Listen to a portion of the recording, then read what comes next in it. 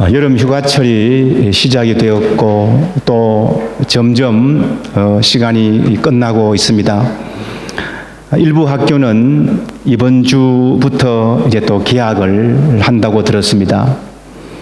일에 쫓겨서 정말 어디론가 훌쩍 휴가를 떠나고 싶은 심정들을 우리 모두는 다 가지고 있습니다. 특별히 한국 사람들은 세계에서 가장 일을 많이 하는 민족 중에 하나입니다. 뿐만 아니라 인구 밀도도 높고 사회적인 여건도 스트레스가 쌓이는 그런 나라가 되고 말았습니다. 얼른 일손을 놓고 어디론가 가서 쉬고 싶은 심정은 누구에게나 굴뚝 같을 것입니다. 이런 상황을 잘 아시고 주님께서 우리를 쉼으로 초청하십니다. 오늘 본문이 시작하는 28절에서 말씀하지요. 수고하고 무거운 짐진 자들아 다 내게로 오라. 내가 너희를 쉬게 하리라. 주님은 우리 인생이 수고하고 짐진 자인 것을 아십니다. 저희들이 늘 피로에 쌓인 것을 잘 알고 계십니다. 극도의 스트레스와 피로가 쌓여서 참 쉼이 아니고서는 어떻게 해결할 수 없는 상태에 우리가 놓여 있다는 것입니다. 이런 모습이 우리의 인생임을 잘 아시기에 주님은 위대한 초청의 말씀을 해주셨습니다. 수고하고 무거운 짐진 자들아 다 내게로 오라. 이 초청에 우리 인간은 응답을 해야 합니다. 주님께로 와야 합니다. 참 쉼을 얻기 위해서는 다른 방법이 없습니다. 예수님께로 나아가는 방법밖에는 없다는 것입니다. 본문에 주님께서 무엇이라고 말씀하십니까? 다 내게로 오라. 구원의 방향을 말씀합니다. 주님의 방향으로 주님에게로 와야 된다는 것입니다. 모든 인생은 참 쉼을 얻기 위해서는 주님께 방향을 돌리고 주님께로 나가야 합니다. 내가 너희를 쉬게 하리라. 내가라고 강조하고 있어요. 참 쉼을 주시는 주체를 분명히 밝히고 있습니다. 주님이 초청해 주신 쉼에는 구체적으로 어떤 내용이 포함되어 있을까요? 세 가지로 살펴보려고 합니다. 첫째로 예수님이 초청한 쉼은 비움입니다. 쉼은 비움을 말합니다. 29절 상반절에서 말씀합니다. 나는 마음이 온유하고 겸손하니. 주님께서는 마음이 온유하시고 또 겸손하시다는 것입니다. 주님의 마음이 온유하고 겸손하신 것은 어떤 것을 말씀하실까요? 빌립보서 2장에 보면은요, 이 내용이 참 잘 나타나 있는데 저들이 잘 아는 말씀이지요. 너희 안에 이 마음을 품어라. 곧 그리스도 예수의 마음이니. 그런 근본 하나님의 본체이시나 하나님과 동등됨을 취할 것을 여기지 아니하시고 오히려 자기를 비워, 그렇죠? 오히려 자기를 비워 종의 형체를 가지사 사람들과 같이 되셨고 라고 말씀합니다. 이 구절이 그 예수님의 겸손을 가장 잘 드러내는 구절입니다. 하나님과 동등함을 당연하게 생각하지 않으시고 오히려 자기를 비워서 종의 모습을 취했고 사람과 같이 되셨다. 이것은 한마디로 말하면 자기 비움입니다. 자기 비움. 자기를 내려놓는 것이에요. 당연한 것을 당연한 것으로 생각하지 않고 다 내려놓았다는 것입니다. 그러니까 참 쉼은 잠시 우리가 살아왔던 것에서 그 중에서도 내가 당연히 누려야 되는 것을 누릴 수 있는 것을 다 내려놓는 것을 말합니다. 뿐만 아니라 지나치게 바랐던 것을 내려놓는 것입니다. 이 땅의 욕심도 내려놓는 것입니다. 모든 것을 비울 때에 참 쉼이 그때부터 시작됩니다. 여러분 비행기를 타고 이렇게 여행을 할 때 많이 경험하지 않습니까?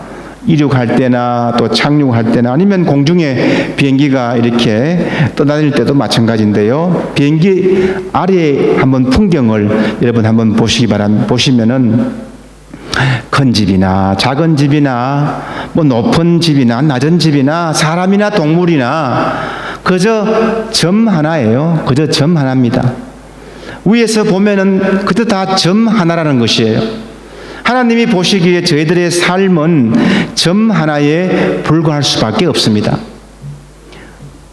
버려야 합니다. 비워야 합니다. 주님의 온유와 겸손은 비우는 것입니다. 자기 중심의 삶을 비우고 비난과 판단, 위선과 욕심을 버려야 합니다. 불평불만과 두려움까지도 비워내야 합니다. 주님이 십자가에서 모든 것을 버렸을 때에 비로소 구원이 완성이 되었습니다. 그래서 비움이라고 하는 것은 부족하거나 모자라는 것이 아니라 참 쉼을 만드는 아주 유용한 재료가 되는 것이에요. 비움이 만들어내는 소리는 참으로 아름답습니다. 속이 빈 대나무 필이나 바이올린을 한번 보세요. 전부 빈 것으로, 공명으로 아름다운 소리를 만들어냅니다. 모두 비움으로 나타내는 소리입니다. 그릇도 보면은 서임받기 위해서는 물론 먼저 깨끗해야 하겠지만 또한 빈 그릇이 서임받아요. 베드로의 빈 배, 가나 혼인잔치의 빈 항아리, 이 모든 공통점은 비어 있다는 것입니다. 무엇으로 가득 차 있는 그릇은 새 것을 담을 수가 없습니다. 채웠을 때보다도 비웠을 때가 더 아름답습니다. 저들의 삶은 비움과는 거리가 먼 것처럼 보일 때가 참 많이 있습니다. 어떻게 하든지 채우려고만 합니다. 모든 병의 원인은 한마디로 가득 채움에서 시작이 돼요. 과욕, 과식, 과로, 이게 대표적인 겁니다. 사람들은 더 높이, 더 많이, 더 크게 채우기 위해서 치열한 경쟁을 벌이고 그 경쟁 끝에는 분명한 무언가 행복이 있을 거라고 생각합니다. 그러나 불행하게도 그곳에는 진정한 평안과 기쁨이 없습니다. 채움을 향한 목적지향적인 인생살이는 피곤하고 허망할 뿐입니다. 이런 인생들에게 주님께서 진정한 쉼을 말씀하는 거예요. 나는 마음이 온유하고 겸손하니. 비워야 합니다. 예수님께서 초청하신 쉼을 얻기 위해서는 우선 자기를 비우는 삶을 살아야 한다는 것입니다.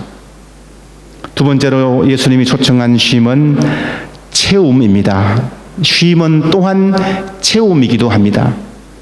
29절 중반절 말씀인데요. 나의 멍에를 메고 내게 배우라.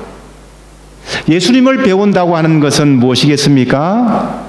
예수님의 삶을 배우고 그리고 예수님의 삶대로 따라가는 삶을 말합니다. 비웠으면 채워야 합니다. 무엇으로 채워야 할까요? 예수님의 말씀으로 채워야 합니다. 휴가 기간은 주님을 배울 수 있는 절호의 기회입니다. 이 시기에 우리 각자의 믿음을 뒤돌아볼 줄 알아야 됩니다. 언젠가 한번 제가 말씀드린 적이 있는데요. 휴식이라고 하는 한자말을 여러분 한번 이렇게 생각해 보세요. 휴라고 하는 것은 사람인 변에 나무 목적 아닙니까? 그러니까 사람이 나무에 이렇게 기대어 있는 모습이 휴라는 뜻입니다. 식자는 스스로 자자의 마음 심자입니다. 그러니까 자신의 마음을 이렇게 뒤돌아보는 것이지요. 그래서 휴식이라고 하는 한자의 뜻은 나무에 기대서 자신의 마음을 돌아보는 것, 그것이 휴식입니다. 세상 사람들은 주로 나무에 기대는 것만 휴식으로 생각해요. 그래서 내가 어디 갔다 왔느냐? 어디에다가 점을 찍었느냐? 크로아티아에 갔다 왔냐? 이탈리아 갔다 왔냐? 한국 갔다 왔느냐? 이 나무에 기대는 데만 신경을 써요. 하지만 저희들도 이것에 대해서 보다도 더 중요한 중요한 요소를 생각할 수 있어야 합니다. 자신을 플러스 거기다가 자신을 돌보아야 한다는 것이죠. 자아를 발견해야 합니다. 나는 누구이고 나는 무엇이고 내가 어떤 사람인지를 곰곰이 되새기면서 주님 앞으로 더욱더 나아가기로 결단하는 시간들이 되어야 한다는 것이에요.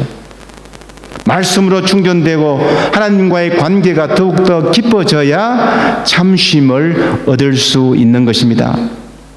구원받은 사람은 주님 안에서 쉬고 주님과 함께 쉬고 주님을 믿음으로 쉬어야 합니다. 주님으로 채워져야 한다는 것입니다. 주님의 말씀으로 주님의 능력으로 채워져야 합니다.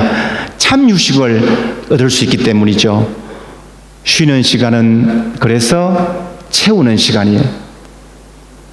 두 나무꾼이 장작 패기를 하루 종일 했습니다. 한 사람은 쉬지 않고 하루 종일 도기질을 했어요. 저녁 때가 되어서 보니까 정말 큰 장작더미를 만들어 놓아서 흐뭇하게 생각을 했습니다. 다른 나무꾼은 50분간 장작을 패고 10분간 휴식을 했어요. 그는 조용하고 꾸준하게 일했습니다. 날이 저물어 저녁에 보니까 하루 종일 일한 동료보다도 더 큰 장작더미를 쌓을 수가 있었다는 것입니다. 이때 쉬지 않고 일한 동료가 물었어요. 아니 자네 어떻게 하다가 이렇게 된 건가? 나는 쉬지 않고 하루 종일 했는데 말이야. 그때 쉬면서 일한 동료가 말했습니다. 그것은 간단하지. 나는 쉬고 있을 때에 도끼 날을 갈았다네. 그렇습니다. 휴식은 칼을 가하는 기간입니다. 우리 그리스도인들에게 칼이 무엇입니까? 에베소서 6장에 보시면은 하나님의 전신갑주가 소개되고 있는데요. 거기에서 유일하게 나오는 공격용 무기가 있어요. 칼이 있어요. 성령의 금, 곧 무엇을 가지라 그래요? 무엇입니까? 잘 아신 대로죠? 하나님의 말씀이에요. 성령의 금, 곧 하나님의 말씀을 가지라. 아멘. 우리가 회복해야 할 것은 영적인 건강을 채워야 합니다. 비운 다음에는 하나님의 말씀으로 채워야 합니다. 하나님과 소홀해진 영적인 교제의 끈을 공고히 하는 필요가 있다는 것이죠. 이렇게 채워야 휴가가 피곤하지 않습니다. 새 힘을 얻게 되고요, 믿음이 성장하게 되고 가치관의 변화가 옵니다. 주님과 함께 휴식할 수 있는 사람, 모든 것이 변하기 시작해요. 인생에서 진짜 쉼이 무엇인지를 알기 때문입니다. 각박한 세상을 살아가는 것에서 예수 안에서 즐거움을 찾게 됩니다. 주님께 초청하신 쉼을 얻기 위해서는 반드시 말씀으로 채우는 시간으로 우리가 살아야 한다는 것입니다. 마지막 세 번째로 예수님이 초청한 쉼은 나눔입니다. 쉼은 나눔을 말합니다. 본문 마지막 30절을 여러분 한번 보실까요? 이는 내 멍에는 쉽고 내 짐은 가벼움이라 하시니라. 여러분 멍에를 잘 아시죠? 멍에. 달구지를 끌기 위해서 소나 말의 목에 이렇게 둥그렇게 생긴 구부러진 이런 막대를 멍에라고 하지 않습니까? 대부분 멍에는 이렇게 두 개로 되어 있어서 소 두 마리로 이렇게 밭을 갈면은 좀 더 쉽게 일을 할 수 있기 때문입니다. 물론 본문에서의 멍에는 비유로 말씀하신 거예요. 신약 성경에서 멍에는 유대교의 율법을 나타냅니다. 하나님을 믿는다고 하면서도 사람들은 그 율법을 지키려고 그래야 잘 믿는 줄 알고 그렇게 힘겹게 살아간다는 거예요. 이것과 반대되는 것이 예수님의 멍에입니다. 예수님의 멍에는 율법이 아니고 예수님께서 가르쳐 주신 말씀이죠. 그래서 예수님께서 나의 멍에를 메라고 하는 것은 예수님의 말씀을 따라가라, 말씀의 가르침을 따르라는 것이죠. 예수님과 함께 멍에를 메는 일은 예수님이 하시는 일을 예수님과 함께 우리가 그 일을 한다는 뜻입니다. 예수님께서 하신 일이 무엇입니까? 하나님의 나라를 선포하셨고 구원을 선포했고 이 땅에서 죄인들을 위해서 자신을 희생했습니다. 그 일은 참 부드럽고도 좋은 일이고 은혜롭고도 친절한 일입니다. 내 욕심에서 벗어나서 주님을 따르면서 좋은 것을 나누며 희생하며 사랑하는 삶을 말합니다. 휴식한다고 하는 것이 곧 육체가 쉬어야 된다는 것만 말하는 것이 아니에요. 오히려 가치 있는 일을 해야 된다는 뜻입니다. 진정한 쉼의 가치와 의미는 바로 여기에 있는 거예요. 바로 예수님의 휴식이 그랬기 때문입니다. 예수님은 일하심으로 쉬셨어요. 하나님의 일을 하는 것이 예수님께서는 곧 안식이었습니다. 하나님의 일을 열심히 함으로써 예수님은 참 쉼을 얻었습니다. 거기서 기쁨을 찾았습니다. 그러므로 사랑하는 여러분, 휴식은 쉬는 것만 아니에요. 가치 있는 일을 해야 합니다. 하나님의 일을 하십시오. 예수님의 일을 따라 하십시오. 구체적으로 교회에서 봉사도 하십시오. 선교 활동에 동참하시기 바랍니다. 찬양하는 일에 동참하세요. 하나님의 뜻을 행하는 데서 만족을 느끼시기 바랍니다. 그것이 정말 잘 쉬는 것입니다. 휴가를 다녀와서도 믿음 안에서 재창조의 시간을 회복하지 못한 것은 휴가를 잘못 보낸 것이에요. 요새 휴가를 마치고 오면은 휴가 정후군, 또 바캉스 정후군이라고 해서 이렇게 많은 사람이 휴가 정후군을 느낀다고 말을 합니다. 평소에 건강했는데 잘 일을 잘했는데 휴가 다녀와서는 그저 밥맛도 없고 무기력해지고 잠도 잘 안 오고 심지어는 우울증까지 생기게 되는데 이것을 휴가 정후군이라고 말한다는 겁니다. 오늘 말씀에서 주님께서 너희를 쉬게 하리라 라고 하는 이 초청에서 쉬라고 하는 이 원어의 의미는 새로운 원기를 회복한다는 뜻입니다.